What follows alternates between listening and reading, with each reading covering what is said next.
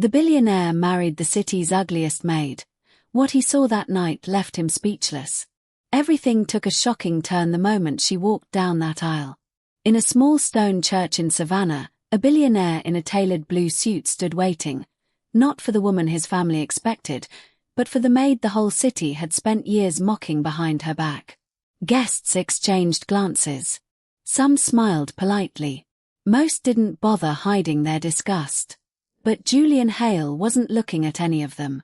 He was looking at her, the woman they called the ugliest maid in Savannah, like she was the only person in that room. And by the end of that night, every single person in that church would understand exactly why. Hey friends, welcome back. Before we dive in, tell me, where are you watching from today? Drop your country in the comments. I'd love to know who's here with me tonight. This story is one of the most emotional ones I've ever shared, about love, judgment, and the kind of beauty that money could never buy. Stay with me till the very end, because this one is going to stay with you for a long, long time. Nobody in Savannah ever imagined the story would end this way. Julian Hale was 34 years old, and by every measure that mattered to the world, he had everything. He owned Hale Hospitality Group, a chain of luxury hotels that stretched from Charleston to Miami, a company his grandfather had built from a single rundown in 60 years earlier. He drove cars most people only saw in magazines. He lived in a mansion on the edge of the historic district, with iron gates and oak trees older than the country itself. And yet, if you asked anyone who truly knew him, they'd tell you the same thing. Julian Hale was the loneliest man in the entire city. His father had died when Julian was 26, a heart attack in the middle of a board meeting, right in front of him. His mother had left years before that, unable to handle the pressure of the Hale name, moving to Europe and rarely calling. All Julian had left was his grandfather, Augustus Hale, a stubborn, sharp-eyed old man who still came into the office twice a week despite his doctor's warnings, and who never let Julian forget that the company was not just a business, it was a legacy. Julian had built walls around himself so high that most people never got close enough to see past them. He was polite in meetings, generous with donations, always photographed with the right smile at the right gala. But warmth. Real warmth. That was something Julian had buried a long time ago, somewhere between his father's funeral and the endless string of women who seemed to love his last name more than they loved him. Grace Bennett had worked in the Hale mansion for 12 years. She started when she was 22, right after her mother passed away, taking over the position her mother had held for 2 decades before her. Grace polished the same banisters her mother once polished. She arranged the same fresh flowers in the same crystal vases every Sunday morning. She knew which floorboard in the east hallway creaked, which window in the library never quite closed all the way, and exactly how Augustus Hale liked his tea, strong, with a single spoon of honey, never sugar. She also knew what it felt like to walk into a room and watch people's faces change. Ever since she was a teenager, Grace's skin had carried patches that never faded. Pale in some places, deep brown in others, spreading slowly across her arms, her neck, the edge of her jaw. Doctors had given her a long name for it once, something clinical and cold, but it didn't matter what they called it. What mattered was the way children at her school used to back away from her like she was contagious. What mattered was the way, even now, grown adults in expensive dresses would glance at her and then quickly look away, like they'd seen something they weren't supposed to. Savannah society had a nickname for her, one that had followed her for years, whispered at charity dinners and society luncheons where she served hors d'oeuvres in silence, the ugliest maid in Savannah. She'd heard it enough times that it no longer made her flinch. Not on the outside, anyway. What kept Grace going wasn't pride. It was her little brother, Sam. Sam was 16, sharp as a tack, obsessed with astronomy, and born with a heart condition that had required 2 surgeries already and would likely need a third before he turned 20. Their parents were gone. There was no one else. Every dollar Grace earned at the Hale mansion went towards Sam's medication, his checkups, the specialist 2 hours away in Atlanta who was the only doctor in the state willing to take his case seriously. She worked 6 days a week and never once complained, not because she didn't feel tired, but because complaining wouldn't pay Sam's bills. Julian barely noticed her, if he was honest. Not out of cruelty, simply because in a house that large, with a staff that extensive, Grace was one of a dozen quiet, efficient people who kept his world running while he sat in boardrooms deciding the fate of thousands of employees he'd never met. He knew her name. He knew she'd worked there longer than most. But he didn't know that she hummed old church hymns while she dusted the library, or that she left the porch light on every single night for the stray cats that wandered the property, or that she'd once sat up until 3 a.m. with the elderly cook, Miss Odessa, when Odessa's husband passed away, simply so the old woman wouldn't be alone. Augustus Hale, on the other hand, noticed everything. He was 81 years old, and his heart, like his grandson's, in a much different way, was failing. The doctors gave him 6 months, maybe less if he refused to slow down, which he had no intention of doing. Augustus had watched Grace grow up in his house. He had watched her work harder than any of his executives, ask for nothing, and never once let her circumstances turn her bitter. There was something about her that reminded him, painfully, of a man he hadn't spoken of in 50 years.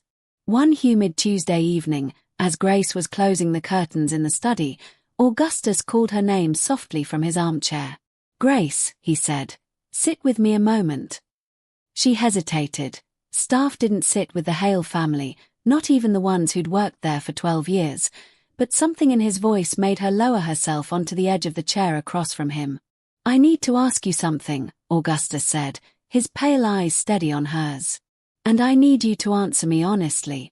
Do you believe a person's worth has anything to do with how they look?"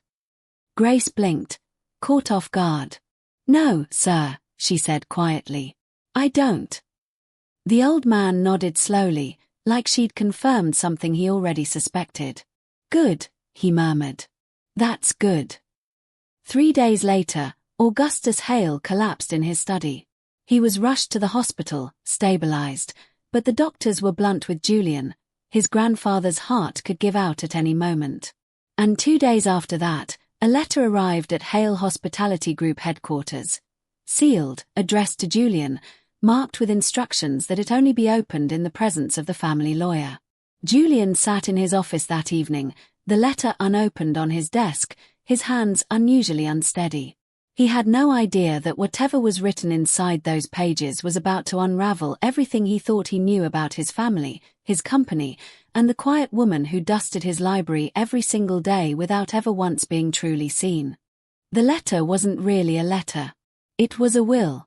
Julian sat across from Harold Whitmore, his grandfather's longtime attorney, in a conference room on the 40th floor of Hale Tower. Augustus was still in the hospital, stable but weak, and had insisted, against his doctor's protests, that the reading happen exactly as scheduled, will or no will, because a man doesn't get to choose when his heart stops, but he gets to choose how his affairs are handled. Also in the room, Roland Hale, Julian's cousin, 41 years old and the company's chief operating officer. A man who had spent the last decade quietly positioning himself as the reasonable, steady hand the board could trust if anything ever happened to Julian. And beside Roland, in a cream Chanel suit, sat Vivian Cross, Julian's girlfriend of 8 months, a senator's daughter with a smile that photographed beautifully and a laugh that never quite reached her eyes. Harold cleared his throat and began to read. The bulk of it was standard: properties, charitable trusts, provisions for long-time staff. But then Harold reached a clause that made the room go silent. In order for Julian Augustus Hale to retain controlling interest and full executive authority over Hale Hospitality Group, Harold read slowly, he must be legally married within 30 days of this reading. Should this condition not be met, controlling interest will transfer to a board-appointed steward until such time as the condition is fulfilled, or permanently, at the board's discretion. Julian felt the air leave his lungs. 30 days, he repeated. He gave me 30 days to get married, or I lose the company my entire family built. Those are the terms, Harold confirmed. Roland didn't even try to hide his smile. Well, he said smoothly, I suppose congratulations are in order, Vivian. Looks like you'll be a Hale sooner than you thought.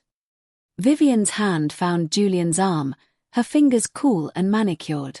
It's not the proposal I imagined, she said with a practiced laugh, but I've never been one to say no to a deadline. Julian didn't answer. Something about the whole moment felt wrong, though he couldn't have said exactly what. His grandfather was many things, stubborn, old-fashioned, occasionally infuriating, but he wasn't reckless, and he certainly wasn't the type to gamble 60 years of legacy on a 30-day countdown without a reason. That evening, Julian visited Augustus in the hospital. The old man looked smaller in the bed than he ever had in his armchair, wires taped to his thin arms, but his eyes were as sharp as ever. "You read it," Augustus said. "It wasn't a question. Why would you do this to me?" Julian asked, sitting heavily in the chair beside the bed. "You know Vivian and I aren't, we're not that serious." "I know," Augustus said simply. "Then why?" "Because I'm not asking you to marry Vivian," the old man interrupted, his voice weaker than Julian remembered but no less firm. "I'm asking you to marry someone worth marrying. There's a difference, Julian, and I'm afraid you've spent so long around people who want your name that you've forgotten what the difference looks like." Julian sat back, frustrated. "That's not an answer." Augustus closed his eyes for a long moment, and when he opened them again, there was something almost sad in his expression. "When I was younger than you," he said, "a man saved my life. Pulled me out of a burning warehouse when I was 23 years old and had nothing. No company, no name, nothing but debt and a bad idea for a hotel. That man never asked for a single thing in return. Not money. Not credit. Nothing. I made a promise to myself that night that I would spend the rest of my life making sure his family never went without. I've kept that promise, Julian. Quietly. For 50 years. What does that have to do with me getting married in 30 days? Augustus didn't answer directly. Instead, he reached for the water on his bedside table with a trembling hand, took a slow sip, and said, "Pay attention to what's already in front of you, son. Sometimes the answer isn't something you have to find. It's something you've been walking past every single day." Julian left the hospital that night more confused than when he'd arrived. He didn't sleep. Instead, he found himself wandering the mansion around midnight, restless, his mind circling the strange conversation with his grandfather. He passed the kitchen and stopped short in the doorway. Grace was there, still in her uniform though it was well past her shift, sitting at the small staff table with Miss Odessa's granddaughter, a scared-looking girl of 19 named Priya who'd just started working in the laundry room that week. Priya was crying quietly, and Grace had both her hands wrapped around the girl's. "And I know it feels like the whole world is watching you and waiting for you to mess up," Grace was saying softly, "but it's not. Most people are too busy worrying about themselves to spend that much time thinking about you. The ones who do. They're not worth losing sleep over. You did nothing wrong tonight. You dropped a tray. That's it. That's the whole story." Priya wiped her eyes and gave a small, watery laugh. "You always know what to say." "I've had a lot of practice being talked about," Grace said, with a small, self-deprecating smile that made something twist uncomfortably in Julian's chest. "You learn things." Julian stood in the shadow of the hallway for a moment longer than he should have, unseen, watching a woman he had walked past 1,000 times without ever really looking at her. He thought about his grandfather's words. Sometimes the answer isn't something you have to find. It's something you've been walking past every day. He didn't say anything that night. He simply turned and walked back to his room, his mind louder than it had been in years. What happened over the next 4 days changed everything, and none of it went the way Julian expected. It started with Vivian. Julian had agreed, reluctantly, to have dinner with her to discuss the timeline, as she called it, at her family's estate outside the city. He arrived early, a habit from years of business meetings, and was shown into the garden by a housekeeper while Vivian finished getting ready. It was there, waiting by the fountain, that he overheard a conversation that stopped him cold. Vivian was on the phone, her voice carrying clearly through an open window above the garden. "I know it's fast, but 30 days is 30 days, Marcus. Once the ring's on my finger, none of this matters. prenup or not, my lawyers will make sure I walk away with more than enough if it doesn't work out. This is the easiest money I'll ever make. I just have to survive being married to a man who talks about hotel occupancy rates at dinner." A pause, then a light, careless laugh. "Don't worry. I'm not actually going to fall for him. I'm not an idiot." Julian stood frozen by the fountain for a long moment, something cold settling in his chest. Not heartbreak, exactly. He hadn't loved Vivian. But the confirmation that even his convenience marriage was a lie stung more than he expected. He left without saying a word to anyone, got in his car, and drove. He didn't decide to go to the mansion. His hands simply took him there. It was nearly 10 at night when he walked through the side door, the one near the kitchen garden that staff used, and found Grace exactly where he somehow knew she'd be, outside, kneeling by the old porch steps, setting down a small dish of food for one of the stray cats she fed every evening. She startled when she saw him. "Mr. Hale," she said, standing quickly, brushing off her uniform. "Is everything all right? Do you need something?" "Grace," Julian said, and something about the way he said her name, not Miss Bennet, not the formal distance he usually kept, made her go still. "Can I ask you something? And I need you to just be honest with me. Completely honest." She nodded slowly, uncertain. "If a marriage wasn't about love," Julian said, the words coming out rougher than he intended, "if it was about something else entirely, protecting a company, keeping a promise to a dying man, doing right by people who depend on it, would you ever consider something like that? With me?" Grace stared at him like he'd spoken in another language. "Mr. Hale, I don't understand what you're asking." "I have 30 days to get married or I lose everything my grandfather built," Julian said. "Everything. The company, the jobs of over 4,000 employees, everything he spent 60 years working for. I was going to marry a woman who just told her friend on the phone that she's only doing it for the money." He ran a hand through his hair, frustrated with himself, with how badly this was coming out. "I'm not saying this right. I know I'm not. But I've watched you in this house for years, and I've never once seen you be anything other than exactly who you are, even when the entire city has been cruel to you for it. I need someone I can trust. And somehow, without ever really talking to you, I trust you more than I trust almost anyone in my life." Grace's eyes filled, unexpectedly, and she looked away, out toward the dark garden, her jaw tight. "You don't know anything about me," she said quietly. "Not really." "Then let me learn," Julian said. "Grace, I know this isn't a proposal anyone dreams of. I know it's strange and sudden, and you have every right to say no. But I'm not asking you to love me. I'm asking you to let me help carry whatever you're carrying, and to let me stop pretending I don't see how hard you work, how much you give this house, how little anyone has ever given you back." Grace was quiet for a long moment. When she finally spoke, her voice shook. "My brother needs a surgery in 6 weeks that I can't afford. I was already looking at a second job. A factory outside the city, night shifts, so I could still work here during the day." She let out a shaky breath. "I don't know if I can say yes to you because you're offering me something out of guilt, or grandeur, or God knows what. But I know I can't say no because of what it would mean for Sam." "Then say yes for Sam," Julian said gently. "I'll pay for his surgery no matter what you decide tonight. That's not the deal. That's not conditional on anything. But if there's any part of you that could stand beside me, not because you love me, not yet, just because you believe people deserve to be trusted, then say yes to that."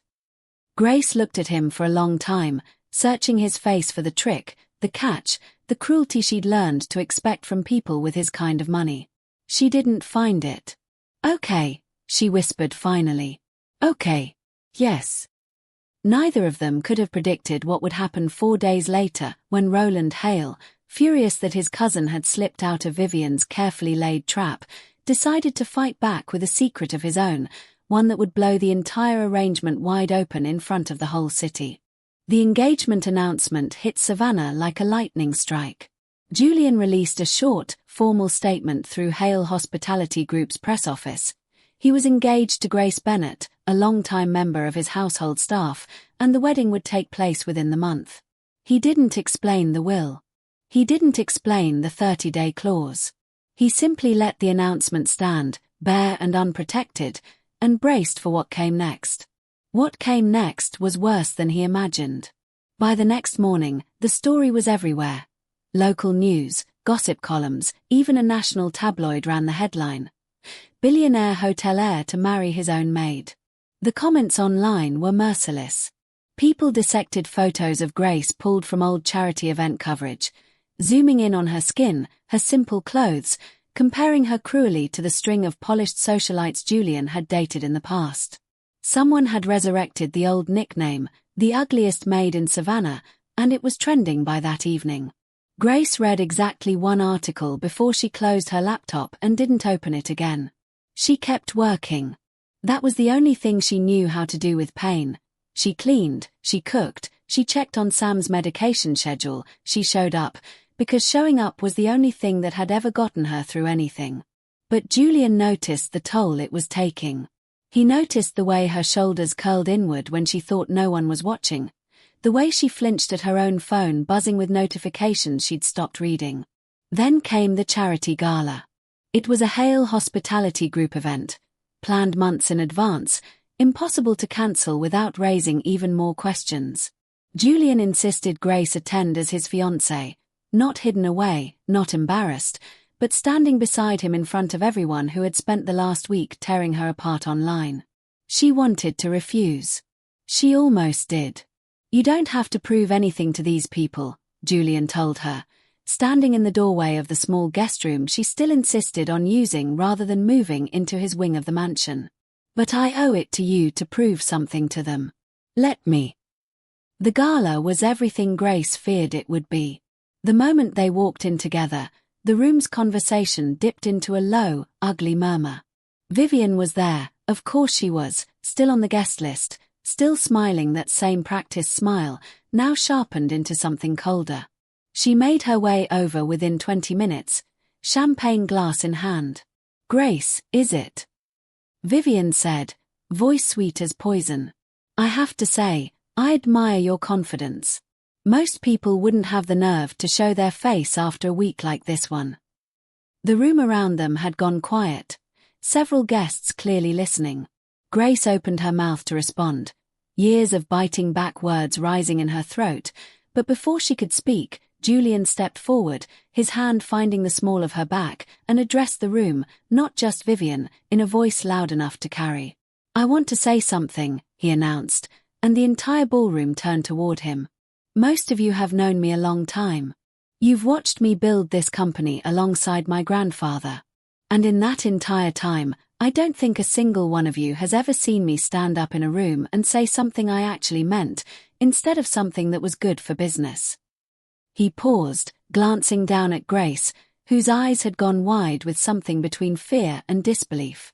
"This woman," Julian continued, "has worked in my family's home for 12 years. In that time, she has shown more integrity, more quiet strength, and more genuine kindness than every person currently whispering about her in this room combined. I am not marrying her because a will told me to. I am not marrying her out of pity, or scandal, or desperation. I am marrying her because somewhere in the last week, I realized she is the only person in my life who has never once asked me for anything, and the only person who has ever made me want to give everything anyway." The silence that followed was total. Then, from somewhere near the back of the room, a single pair of hands began to clap. Then another. Slowly, unevenly, the applause spread, not universal, not everyone, but enough. Enough that Grace, standing frozen beside the only man who had ever defended her in public, felt something crack open in her chest that she'd kept sealed shut for 20 years. Vivian's face had gone white. She set down her champagne glass without another word and walked away, and Julian noticed, though he didn't mention it that night, the way her eyes cut briefly toward Roland across the room, a look passing between them that was far too familiar for two people who supposedly barely knew each other. It was the first thread. It would not be the last. The wedding took place 17 days later, in the same small stone church where Julian's grandparents had married 60 years earlier. Augustus insisted on being there, against every doctor's warning. He arrived in a wheelchair, an oxygen tube resting beneath his nose, but his eyes were bright and alert as he was wheeled to the front pew. Grace wore a simple ivory dress, nothing like the elaborate gown Savannah society expected of a Hale wedding, and carried a modest bouquet of white roses. She had asked Miss Odessa, the elderly cook who had become something like family over the years, to walk her down the aisle, since there was no father, no mother, no one else left to do it. Sam sat in the front row in his best borrowed suit, grinning so widely it looked like it might hurt. The church was full, some guests there out of genuine support, many others there out of pure curiosity, eager to witness the spectacle everyone was still calling the mismatch of the decade. Grace could feel their eyes on her the entire walk down the aisle, could hear the faint murmurs, could see a few open stares at her skin, at her simple dress, at everything about her that didn't fit the mold of a Hale bride. She kept her eyes on Julian. He stood at the altar in a deep blue suit, and unlike every other person in that church, his expression held no judgment at all, only something steady and warm that Grace had never quite had directed at her before. When she reached him, he reached out and took both her hands, and for just a moment, the whispering crowd faded into nothing. "You didn't have to do this," Grace whispered, so quietly only he could hear. "Neither did you," Julian whispered back. "But I'm glad we both did." The ceremony was brief, traditional, and, to the surprise of nearly everyone present, genuinely moving. When the priest asked if anyone objected, there was a long, tense pause, several eyes flicking toward Vivian, who sat rigid in the fourth row beside Roland, her jaw tight, saying nothing. As the vows were exchanged, Augustus watched from his wheelchair with an expression Julian couldn't quite place. Pride, yes, but something else underneath it, something almost like relief, like a 50-year-old weight was finally settling into place. After the ceremony, during the small reception held in the mansion's garden, Augustus asked to speak with Grace alone. He was tired, his voice thinner than it had been even a week earlier, but he held her hand with surprising strength as she knelt beside his wheelchair. "I need to show you something," he said, and gestured for an old leather folder resting on his lap, one he'd apparently had Harold retrieve from a safety deposit box that morning. Inside was a single black and white photograph, worn soft at the edges, a young man in work clothes standing in front of a half-built hotel, smiling at the camera. Grace stared at it, something tugging strangely at her memory. "Who is this?" "His name was Thomas Bennett," Augustus said quietly, watching her face carefully. "He worked construction on my very first hotel, back when I had nothing but debt and a dream nobody believed in. There was a fire, an electrical fault in the east wing while we were still finishing the frame. I was inside checking the wiring myself, foolish and stubborn, and the whole floor went up before I even smelled the smoke." Grace's breath caught. "Bennett is my father's name." Augustus nodded slowly, his eyes glassy. "Thomas Bennett pulled me out of that building with his own hands, Grace. Burned half his arm doing it. He never once let me pay him back, said any man would have done the same, though we both knew that wasn't true. I promised myself that night I'd spend the rest of my life looking after his family, however I could, however quietly he'd allow it. When your mother needed work after he passed, I made sure there was a place for her here. When you needed work after her, I made sure there was a place for you." He squeezed her hand. "I didn't put that marriage clause in my will by accident, Grace. And I didn't leave it to chance which family would end up standing at that altar today, either. I simply gave my grandson the room to find his own way there. I'm only glad, more glad than you can know, that he did." Grace sat frozen, tears sliding silently down her face, the photograph trembling in her hands. 20 feet away, unnoticed by either of them, Roland Hale watched the exchange with narrowed eyes, already calculating what this new information might mean, and how quickly he needed to move before the truth cost him everything he'd spent years quietly plotting to take. The weeks following the wedding were strange, in the quiet, careful way that any new marriage between two people who barely knew each other might be strange. Grace moved into the mansion's east wing, though she still found herself waking at 5 in the morning out of habit, still found herself reaching for a duster before catching herself and remembering she no longer needed to. The household staff, people she'd worked alongside for over a decade, now called her Mrs. Hale, and it took weeks before she stopped correcting them. Julian, for his part, was trying, in the clumsy, overcorrecting way of a man who had spent his entire adult life avoiding vulnerability. He started coming home earlier. He asked Grace questions about her day and actually waited for the answers. He learned, slowly, that she took her coffee the same way his grandfather took his tea, strong, 1 spoon of honey, and started making it for her himself some mornings, badly, but with clear effort. It was Miss Odessa who told Julian, one evening in the kitchen, the fuller story of how Grace had come to work in the house, how her mother had raised her alone after Thomas Bennett's early death from complications tied to the old burn injury, how Grace had given up a scholarship to study nursing so she could stay home and help her mother work, how she'd taken over the position entirely at 22 without a single day of self-pity, 6 months after burying her.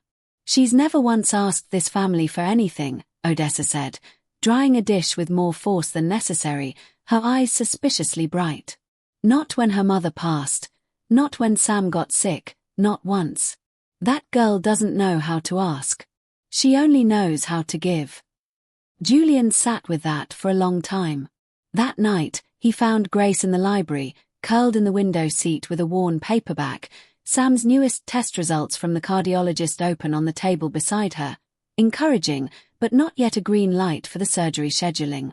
Julian sat down across from her without a word, and for the first time since they'd married, the silence between them felt easy instead of careful.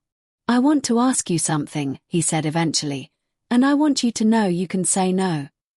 Grace looked up, wary but curious.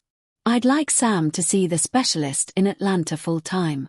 Move him closer, if that would help, closer to good doctors, closer to us, wherever you'd want. Whatever it takes for his surgery to happen exactly when it needs to happen, without you having to worry about a single dollar of it." Grace's eyes filled, though she blinked the tears back fast, an old habit of not letting herself fall apart in front of people. "You don't have to keep doing things like this," she said quietly. "I said yes to marrying you. You don't owe me anything more than that." "I'm not doing it because I owe you," Julian said. "I'm doing it because somewhere in the last month, without really meaning to, I started caring what happens to your brother. And to you. That's not a debt, Grace.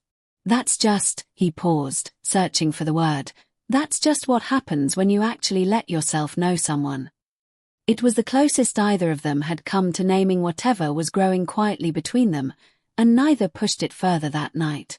But something had shifted, gently, like a door left open just slightly wider than before. The peace didn't last long. 3 days later, Harold Whitmore called an emergency meeting.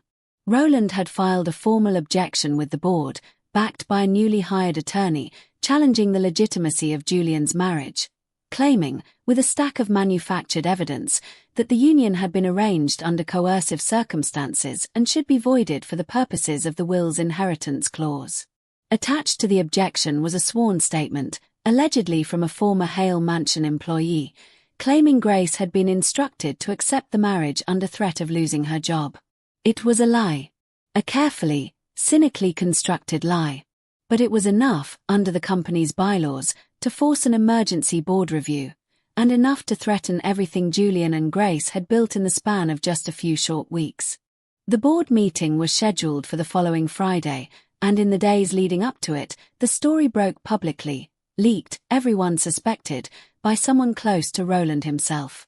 Maid turned bride's marriage under investigation for coercion. One headline read. Another was worse. Was she forced? Inside the Hale family's shocking wedding scandal. Grace read that one before Julian could stop her, and something in her seemed to fold inward. She'd survived years of being called ugly, of being mocked for her appearance, of feeling invisible in rooms full of people who looked right through her. But being called a victim, being painted as a woman too weak, too desperate, too pathetic to have chosen this marriage for herself, cut in a different, deeper place. I want to leave, she told Julian that night, her voice flat and exhausted in a way he'd never heard from her before. Not because of us. Because every single day I stay, I'm a headline. I'm a scandal. I'm dragging your company, your grandfather's name, everything you've built, into a mess I never asked to be part of. You didn't create this mess, Julian said. Roland did. Vivian did. I need you to understand that none of this is because of anything you did wrong. It doesn't matter whose fault it is, Grace said, tears finally slipping free. It matters that Sam's surgery is in 3 weeks, and instead of focusing on him, I'm sitting here wondering if I'm about to lose everything. My job, this marriage, whatever this actually is between us, because some man I've met twice decided I was worth destroying to get what he wants. Julian crossed the room and knelt in front of her chair, taking both her hands the same way he had at the altar. Then let me fight for it, he said. Let me fight for both of us. I know I haven't given you much reason to trust that I'll follow through on things. I know this whole marriage started as a business arrangement, and I know that's not fair to you. But I am not going to let Roland twist what's happened between us into something ugly, just so he can take a company my grandfather bled for. Please. Don't leave. Not because you owe me anything. Because I think, his voice caught, unfamiliar with the vulnerability of the words, I think I've fallen for you, Grace, somewhere between the coffee and the porch light, and every single time you've talked me into being a slightly better person than I was the day before. And I'm not ready to lose that over a lie. Grace stared at him, searching his face the same way she had that night by the fountain steps, looking for the trick. She still didn't find one. Meanwhile, Harold Whitmore had not been idle. Suspicious of the sworn statement from the start, he'd quietly hired a private investigator to trace its origin. What they found, 2 days before the board meeting, was damning. The former employee who'd supposedly signed the statement had never actually worked at the Hale mansion. The signature was forged. And the investigators' digging turned up something even more explosive. Financial records showing a substantial transfer from Roland Hale's personal account to Vivian Cross, dated just 3 days after the will reading, labeled only as a consulting fee. Roland and Vivian hadn't just quietly reconnected after the broken engagement. They had been working together from the very beginning, Vivian tasked with securing the marriage and the inheritance for herself, with an agreement to funnel a portion of the company's future profits to Roland in exchange for his support pushing the will's marriage clause through the board without contest. When Julian slipped out of Vivian's trap by marrying Grace instead, the entire plan collapsed, and Roland's forged coercion claim was simply a second attempt to seize what the first attempt had failed to secure. Julian sat in Harold's office long after the lawyer had finished laying it all out, staring at the evidence, feeling something between fury and vindication settle heavily in his chest. We have everything we need, Harold said quietly. The question now is how you want to use it. 2 days before the board meeting, Sam's condition took a turn. It happened suddenly, a routine follow-up appointment revealing an irregularity that hadn't been there the week before, enough of a concern that his cardiologist wanted him admitted immediately for observation and moved up the surgery date to that same week. Grace got the call in the middle of the afternoon and was in the car within 4 minutes, her hand shaking too badly to properly fasten her seatbelt.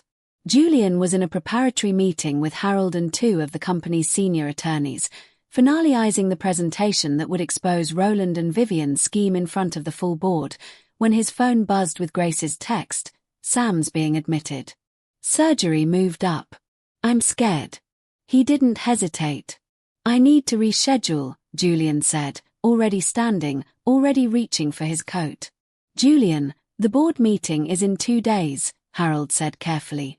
If you're not fully prepared, if you're not even present to deliver this yourself. Then I'm not prepared, Julian said. Send everything to the board in writing if you have to. Put it in front of every single one of them with the financial records attached. But I'm not missing this.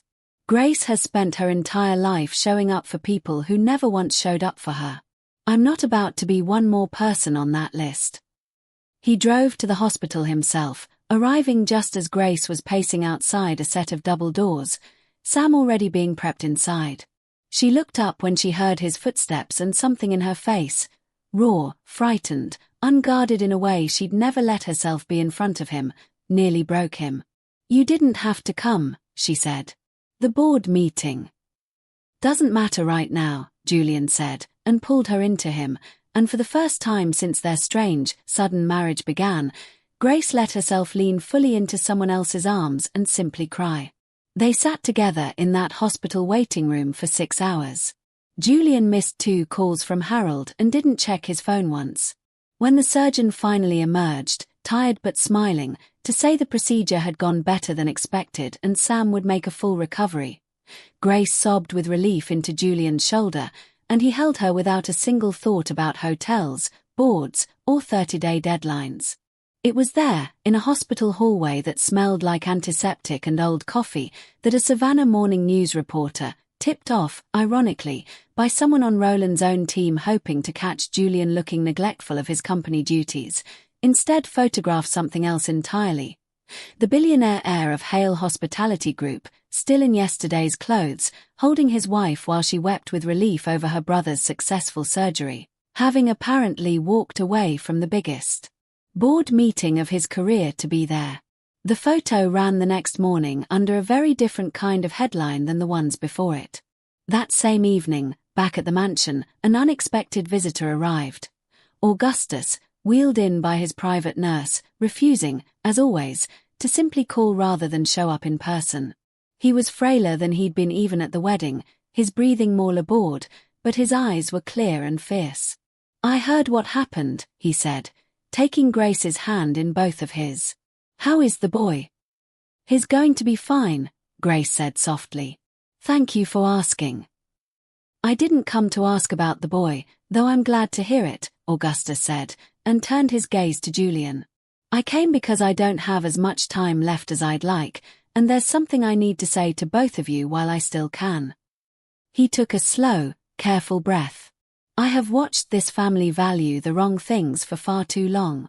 Money, reputation, appearances." His eyes flicked, briefly, meaningfully, to Grace. "I wrote that clause into my will because I was tired of watching my own grandson chase every value I spent my whole life trying to teach him wasn't worth chasing.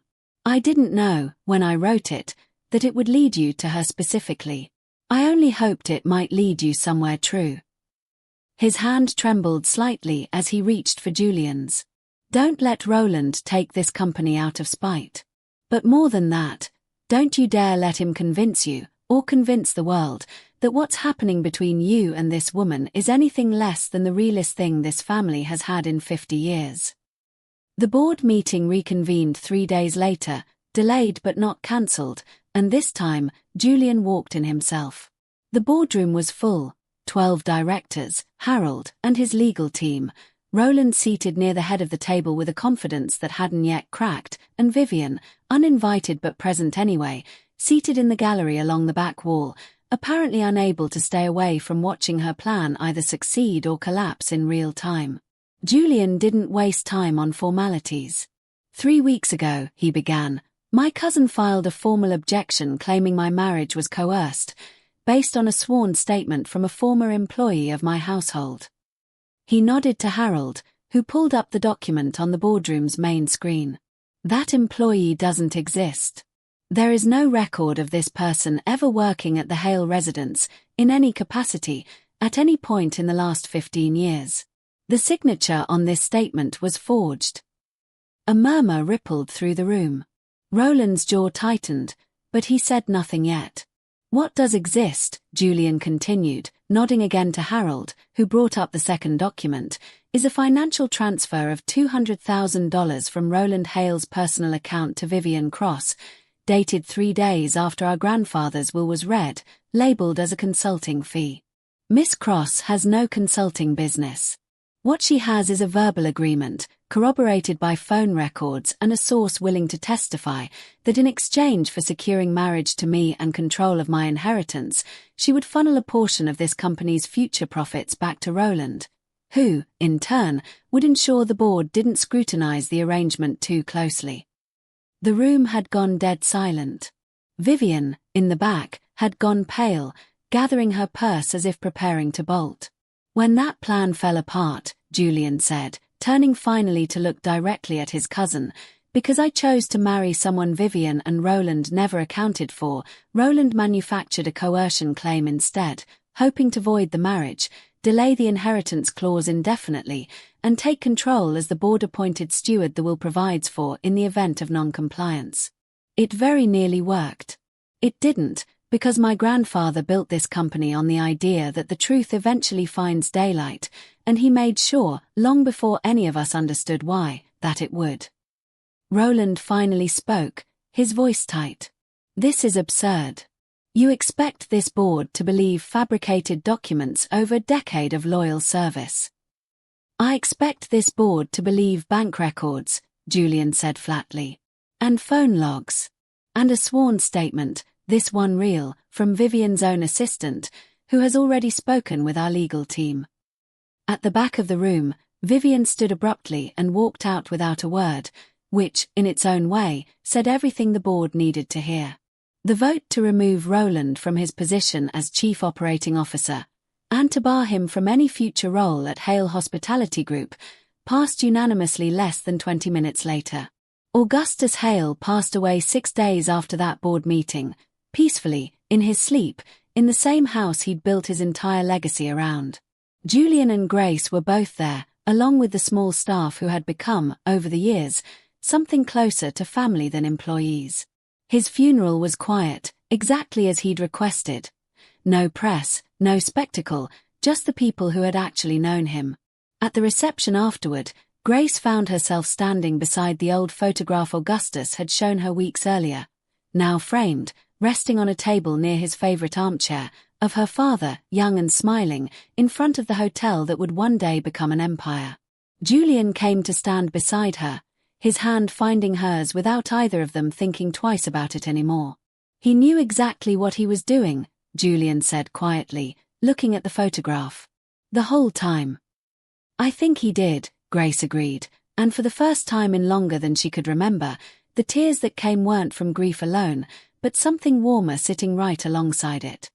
A year later, the mansion looked much the same from the outside, the same iron gates, the same ancient oak trees, the same porch light Grace still left on every night for the strays, though there were fewer of them now, most having found permanent homes with staff who'd grown fond of them right alongside her. Inside, though, everything had changed. Sam, now 17 and fully recovered, had moved into the mansion's guest wing permanently, spending his afternoons buried in astronomy textbooks at the kitchen table while Miss Odessa fussed over whether he was eating enough. Grace no longer wore a uniform.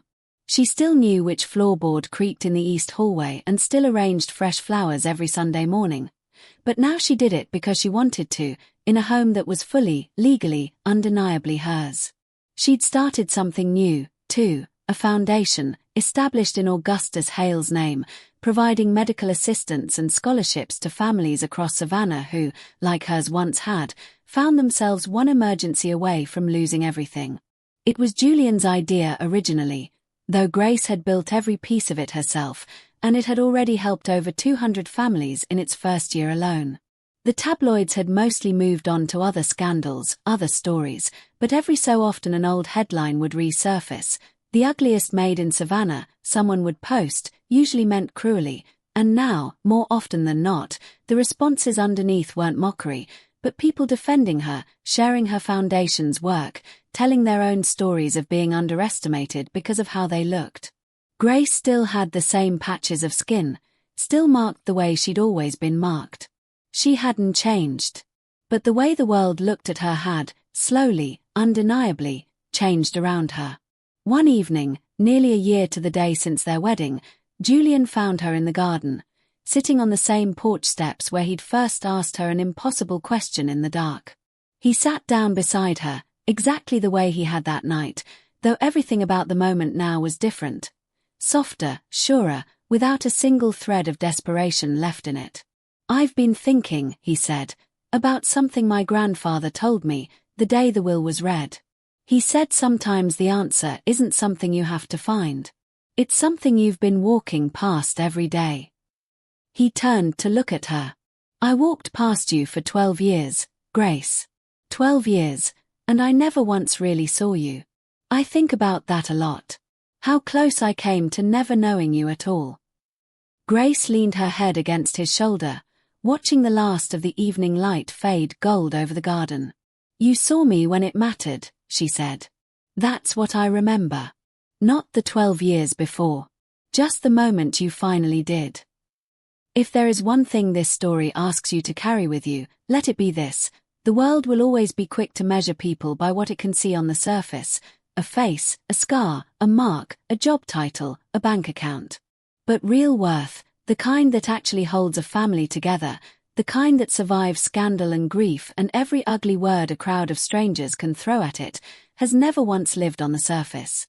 It lives in what people do when no one is watching, in who they choose to defend when it costs them something, in the quiet, stubborn kindness that outlasts every unkind whisper aimed against it. If this story moved you even a little, I'd be so grateful if you'd hit that like button, subscribe for more stories just like this one, and share it with someone who might need the reminder today that they are so much more than what other people see when they look at them. Thank you for staying with me until the very end. I'll see you in the next one.